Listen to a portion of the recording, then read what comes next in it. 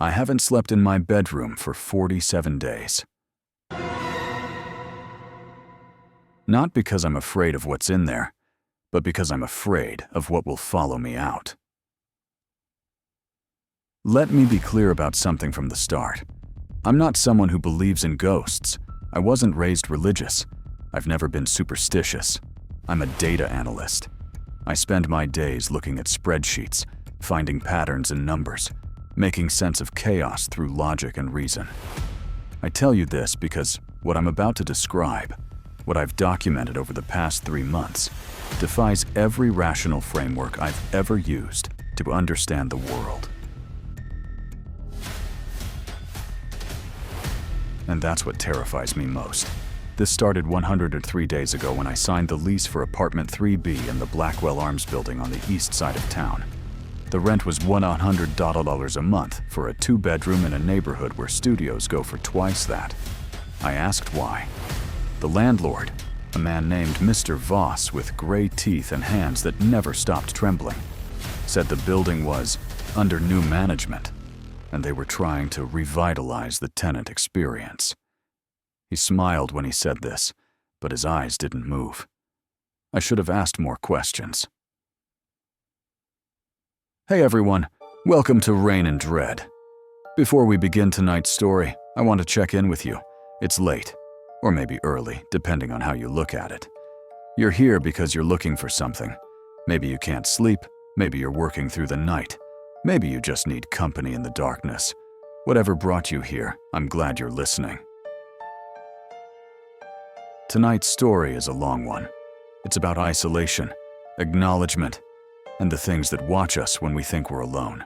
It's documented, it's detailed, and it gets under your skin slowly, the way the best horror always does. Here's what I need from you. Get comfortable.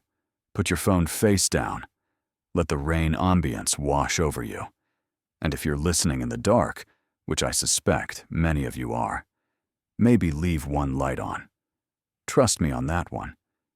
If you end up staying for the full time, drop a comment with a timestamp of when you felt the first real chill.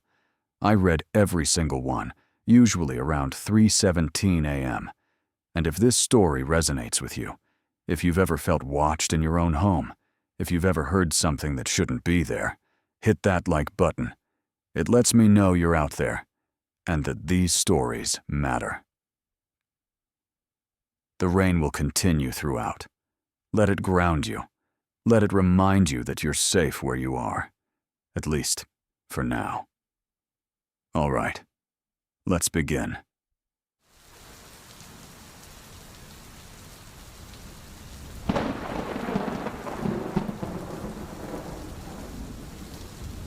I should have wondered why he already had the keys ready, why the lease was printed and dated before I'd even seen the place, why he kept checking his watch every few minutes, like he was afraid of running out of time. But I didn't, because I was desperate, because I'd just spent 6 weeks sleeping on my brother's couch after Sarah left, taking half our savings and all of my self-respect with her, because I needed a door I could close, a space that was mine, a place where I could pretend to rebuild something resembling a life. So I signed. Right there. Didn't even read the entire lease. That was my first mistake. The building itself is old. Not charming old. Old in the way that makes you notice how shadows collect in corners, how the walls seem to absorb sound rather than reflect it. It was constructed in 1924, and whoever built it clearly never heard of adequate lighting or logical floor plans. The hallway on my floor, the 3rd floor, stretches about 40 feet from the stairwell to my door, and there's only one overhead light fixture right in the middle. It's one of those industrial wire cage bulbs that flickers if you stare at it too long, casting these geometric shadows that seem to shift even when you're standing still. There are only 4 apartments on the 3rd floor. Mine, 3B, is at the far end of the hall. To get to my door, you have to walk past 3A, past that light fixture, past a stretch of wall that's always about 10 degrees colder than it should be. I measured it later with a thermometer. 62 degrees, consistently, regardless of the season or the time of day. But I'm getting ahead of myself. The first night was normal. Well, as normal as first nights in new places go. I moved in on a Friday evening, October 6th to be exact, with just the essentials: a mattress, some clothes, my laptop, a handful of kitchen supplies. The apartment was empty in that way that makes every sound echo. Footsteps on the hardwood floor sounded like someone was always walking behind you. The refrigerator hummed louder than it should. The radiator clanked and hissed like it was speaking a language I couldn't understand. I remember standing in the living room around midnight, eating cold pizza from the box, looking at the space I'd committed to for the next 12 months. 2 bedrooms, one I'd use for sleeping, one I'd set up as an office. A bathroom with original 1920s tile, cracked but somehow still functional. A kitchen with cabinets that didn't quite close all the way. Windows that overlooked an alley where streetlight barely reached. It felt temporary, like a place between places. I fell asleep easily that first night, exhausted from moving. But I woke up at 3:17 a.m. I know the exact time because I checked my phone, with the distinct feeling that someone had just called my name. Not loud, not threatening, just my name, spoken clearly, from somewhere inside the apartment. I sat up in bed and listened. Nothing. Just the radiator's rhythmic clanking, the ambient sound of an old building settling, the distant hum of traffic from the street below. I convinced myself I'd been dreaming, that my subconscious was still processing the move, the breakup, the upheaval of everything that had been stable in my life. I checked the front door, locked. Checked the windows, closed. Checked the closets and the second bedroom, empty. Everything was fine. I went back to bed and didn't think about it again until it happened the second night. And the third. Always at 3:17 a.m. Always the same feeling of someone speaking my name from inside the apartment, just quiet enough that I couldn't locate the source. By the fourth night, I stopped checking. I told myself it was a quirk of the building's acoustics, sound traveling through old pipes or thin walls from a neighbor's apartment. Mrs. Chen lived directly above me in 4B. Maybe she was a restless sleeper. The young couple in 3A, David and Kelly, I'd learn their names later. Maybe they kept odd hours. Rational explanations. Data points that made sense when arranged properly. But then came the 8th night, and that's when the sounds began. By the end of this recording, by the time you've heard everything I've documented, you'll understand why some doors should stay closed, why some leases have clauses about quiet hours after midnight, why apartment 3B in the Blackwell Arms building has had 14 different tenants in the past 7 years, and why none of them stayed longer than 6 months. You'll understand why I'm recording this at 2:47 a.m. in my car parked 2 blocks away from the building, with my phone at 14% battery, speaking into the voice memo app because I need someone to know what happened here, in case I don't make it to sunrise. Let me take you back to that first week, October 6th through October 13th. 7 days that felt completely ordinary at the time. But looking back now with everything I know, I can see the patterns I missed, the warnings I ignored. I'm 28 years old. I work as a data analyst for a healthcare logistics company. The kind of job where you spend 8 hours a day staring at Excel spreadsheets, finding inefficiencies in supply chains, predicting demand curves for medical equipment. It's boring. It pays adequately. Requires a specific kind of attention to detail that comes naturally to me. I mention this because I need you to understand. I notice things. Small discrepancies. Patterns that don't fit. Anomalies in data sets. And I missed everything. The apartment itself was larger than I'd expected. The living room had high ceilings, maybe 10 feet, with crown molding that had been painted over so many times. It looked more like rounded edges than defined angles. The hardwood floors were original, scarred and stained in places, with gaps between some boards wide enough to see darkness underneath. The windows were those old single-pane types that rattled when trucks drove by outside.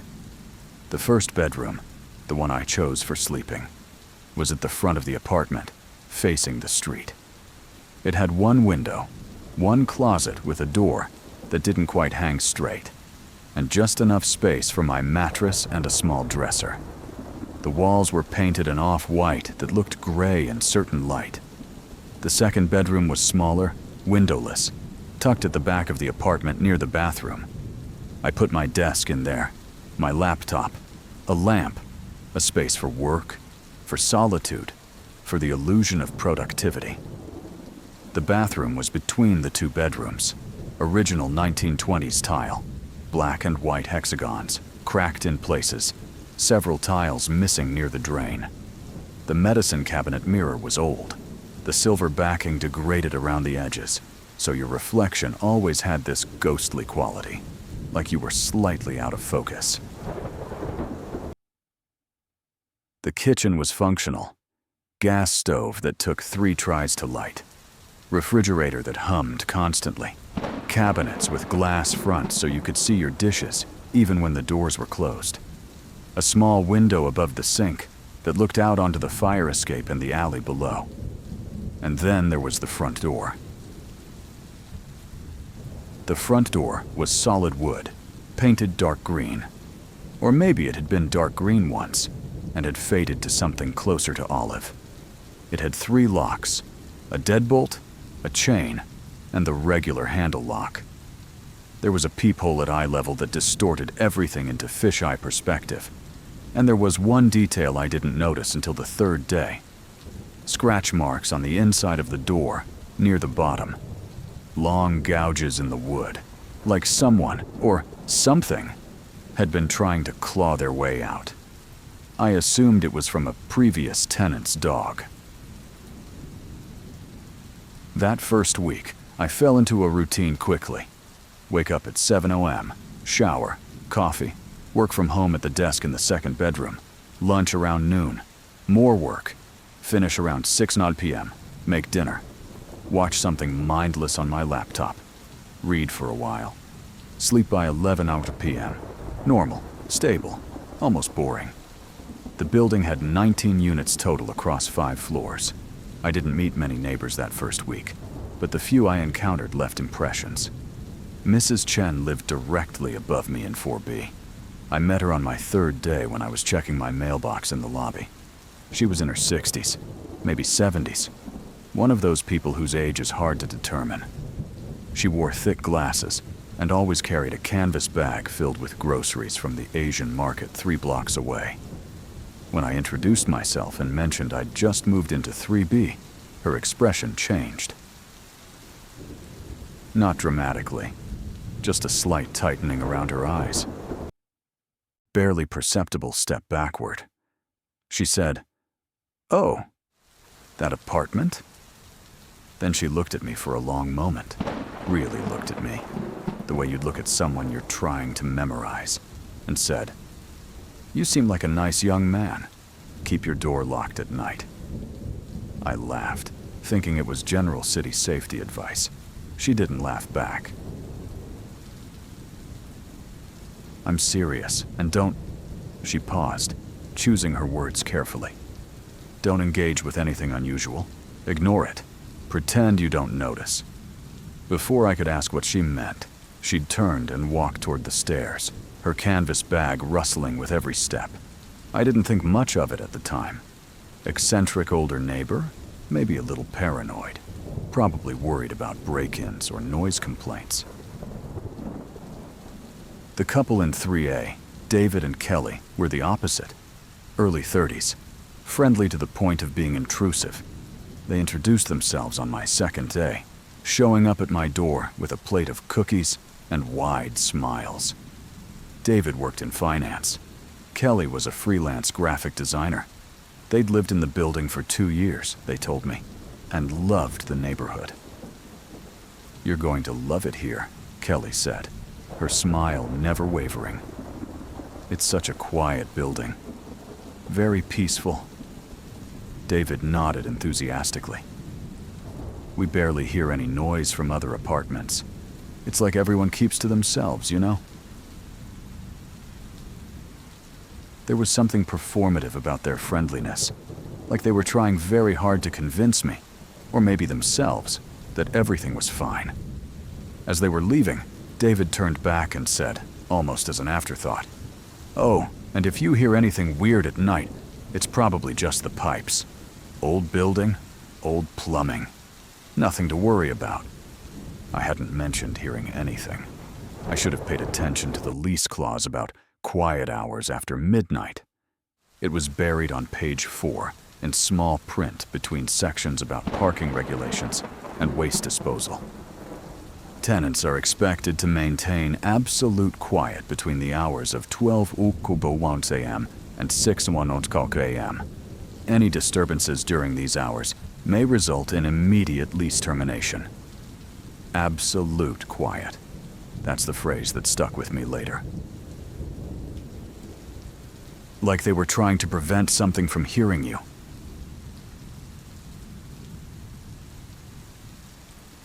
The waking up at 3:17 a.m. continued every single night that first week. Always the same time. Always the same sensation of someone calling my name from inside the apartment. Night 1. Thought I was dreaming. Night 2. Checked the apartment. Found nothing. Night 3. Convinced myself it was residual stress from the move. Night 4. Started noticing the pattern. Night 5. Set an alarm for 3:15 a.m. to see if I could catch whatever was causing it. Formed. That was a mistake. When the alarm went off at 3:15 a.m. on night 5, I was already awake. Not naturally awake.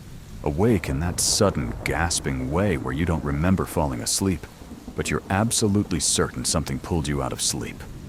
My heart was racing. The room was dark except for the streetlight glow coming through the window, creating long shadows across the floor. I lay there in bed, phone in hand, watching the clock change from 3:15 to 3:16. At exactly 3:17, I heard it. Not my name this time. Breathing. Soft, rhythmic breathing coming from somewhere close. Not inside the bedroom. I would have heard it more clearly. But near. Maybe from the hallway outside my apartment door. Maybe from the living room. The sound was too indistinct to pinpoint, but it was unmistakably there. In. Out. In. Out. Steady. Patient. The breathing of someone who's been waiting. I sat up in bed, listening. My rational mind was already working through explanations. The radiator. Air moving through old ducts. A neighbor in the hallway. Sound traveling from another apartment through the walls. But none of those explanations fit the data. The breathing stopped at exactly 3:52 a.m. I know because I was watching the clock the entire time, too paralyzed to move, too afraid that any sound I made would... What? Alert whatever was breathing? Acknowledge its presence? 35 minutes. That's how long it lasted. I didn't sleep the rest of that night. I sat in bed, with every light in the apartment turned on, waiting for sunrise, trying to convince myself that old buildings make strange sounds, and my pattern-seeking brain was finding meaning in randomness. But I knew. Even then, I knew. During the day, everything seemed normal. Absurdly normal. I worked at my desk. I made lunch. I video chatted with my brother. I went to the corner store for groceries, and the woman behind the counter smiled and told me to have a nice day. I walked through streets where people jogged and walked dogs and complained about traffic. The world was bright and rational and filled with people who had never heard breathing outside their door at 3:17 a.m. At night, the apartment changed. Not obviously. Not in ways I could photograph or measure. Just changed. The shadows seemed deeper. The ambient sounds of the building became louder. The creaking of floorboards above me. The distant sound of pipes expanding and contracting. The wind rattling windows in empty apartments. And the hallway. The hallway outside my door was always colder at night. I mentioned the temperature difference earlier. 62 degrees compared to the rest of the building's 70 degrees. But it was more than just temperature. The air in that hallway felt occupied. Like walking into a crowded room where you can't see anyone, but you know they're watching. I started avoiding leaving my apartment after dark. On night 6, I woke at 3:17 a.m., no longer surprised by this, just resigned, and heard the breathing again. Same rhythm, same duration, 35 minutes exactly. This time, I got out of bed. I don't know what compelled me to do it. Curiosity, maybe, or the data analyst in me needing to gather more information, to observe the phenomenon directly rather than cowering in bed. I walked slowly through my apartment, following the sound, trying to pinpoint its origin. The living room, quiet. The kitchen, quiet. The bathroom, quiet. The front door. The breathing was coming from just outside my front door. I stood in the living room, maybe 10 feet away, staring at that dark green door with its 3 locks and its peephole and its scratch marks. The breathing was clearer here, definitely human sounding, or at least close enough to human that the difference was in nuances I couldn't quite identify. I walked closer, 8 feet, 6 feet, 4 feet. The breathing continued, patient and steady. I reached for the peephole. My hand was trembling. I remember thinking absurdly about Schrödinger's cat. The idea that observation affects reality. That looking would collapse the probability wave into something concrete and irreversible. I looked through the peephole. The hallway was empty. The single overhead light was on, casting its geometric shadows. The corridor stretched toward the stairwell, 40 feet of old carpet and peeling wallpaper, and closed doors. No one was there, but the breathing continued. I stood at my door for the entire 35 minutes, watching through the peephole, seeing nothing, hearing everything. At 3:52 a.m., the breathing stopped mid-exhale, like someone had reached over and pressed pause on a recording. The hallway remained empty. The temperature remained 62 degrees. Nothing moved. But I had the overwhelming sensation that something had just turned around and looked directly at my door. Not at the peephole. I would have seen eyes, a face, some visual confirmation. Just looked. The way you can feel someone's gaze on the back of your neck, even when you can't see them. I stepped away from the door and went back to bed. I didn't sleep.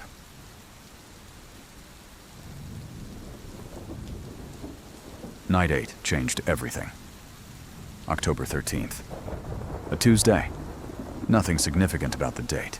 No full moon, no historical anniversary, no astrological event that would later let me rationalize what happened.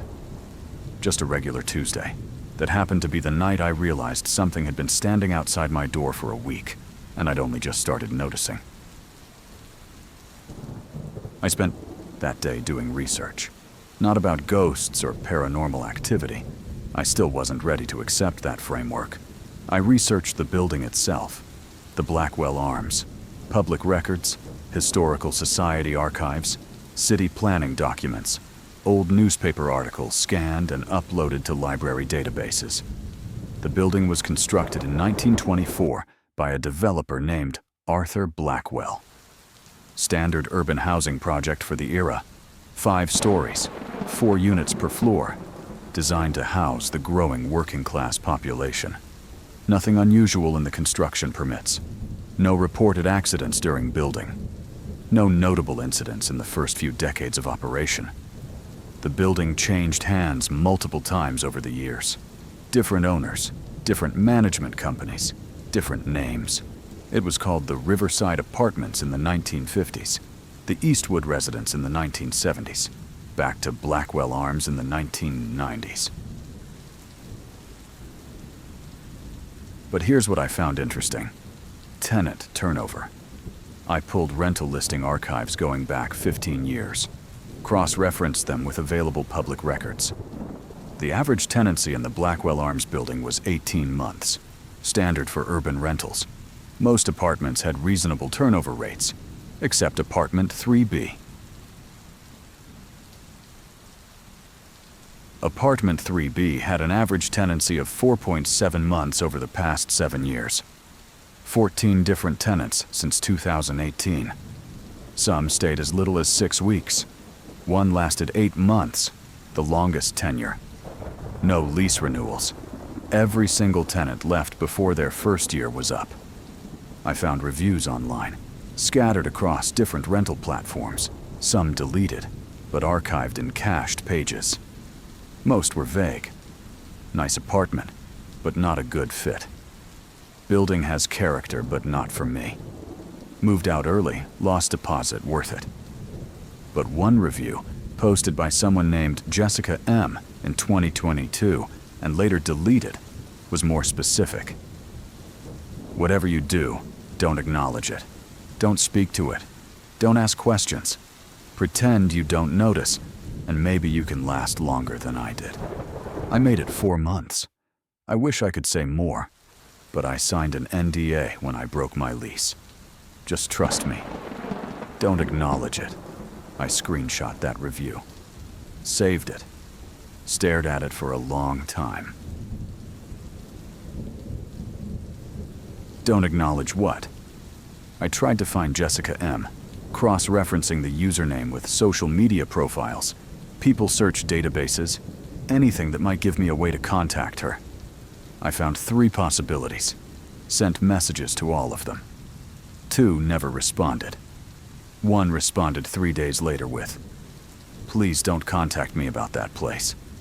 I can't talk about it. I'm sorry." That night, night 8, I went to bed at 11 p.m. as usual. I set my phone to record audio, placed it on the nightstand, and lay there in the dark, waiting for 3:17 a.m. I didn't fall asleep. I was too wired, too anxious, too determined to finally understand what was happening. At 3:15 a.m., the temperature in my bedroom dropped noticeably. Not the gradual cooling of a room at night, a sudden shift that made me pull the blanket tighter and see my breath mist in the air. At 3:17 a.m., the breathing began. But this time, there was something else. Footsteps. Slow, measured footsteps in the hallway outside my apartment, walking from the direction of the stairwell toward my door. Each step distinct. The soft thud of weight on old carpet, the slight creak of floorboards underneath. I lay in bed, listening, my breath caught in my throat. The footsteps reached my door and stopped. 30 seconds of silence. No breathing yet, just the presence of something standing right outside. Then the breathing started. In, out, in, out. That same patient rhythm I'd heard for the past week. I wanted to get up. I wanted to look through the peephole again, to gather more data, to observe and understand. But something kept me frozen in bed. Some primal instinct that said, whatever is on the other side of that door, you don't want it to know you're awake. So I lay there, barely breathing myself, trying to make no sound at all. 3 a.m., something new happened. A sound at the door. Not knocking, not scratching. A soft sound, like someone running their hand along the wood. Slowly, methodically, tracing the outline of the doorframe. The hand, if it was a hand, moved from top to bottom on the right side. then across the bottom, then up the left side, then across the top. A complete circuit of the door. Then it started again. And again. Over and over. This same pattern. Tracing the door. Like it was testing the boundaries. Learning the dimensions. Mapping the barrier between the hallway and my apartment. This continued for 20 minutes. At 3:43 a.m., the tracing stopped. The door handle turned. Slowly. The metal mechanism inside the lock mechanism clicked as it rotated. Clockwise. All the way to the right. Testing to see if it was locked. It was locked. All 3 locks engaged. The handle rotated back to neutral position. Then it turned again. Same speed. Same deliberate testing. And again. And again. 6 times total, the door handle turned. 6 times, it found the door locked. 6 times, it returned to neutral position. The breathing continued throughout all of this, never changing pace, never showing frustration or effort. Just that steady, patient rhythm. At 3:52 a.m., everything stopped. The breathing cut off mid-inhale. The door handle settled. The temperature in my bedroom slowly returned to normal. I didn't move for another hour. I lay in bed, staring at the ceiling, listening to my own heartbeat gradually slow, trying to rationalize what I'd just experienced. But the audio recording on my phone had captured everything. I listened to it the next morning, sitting at my desk with headphones on, analyzing the waveforms. The footsteps were there. The breathing was there. The sound of something touching the door was there. The door handle turning was there. All of it was real, measurable, documented. At 11:00 a.m. that morning, I knocked on Mrs. Chen's door.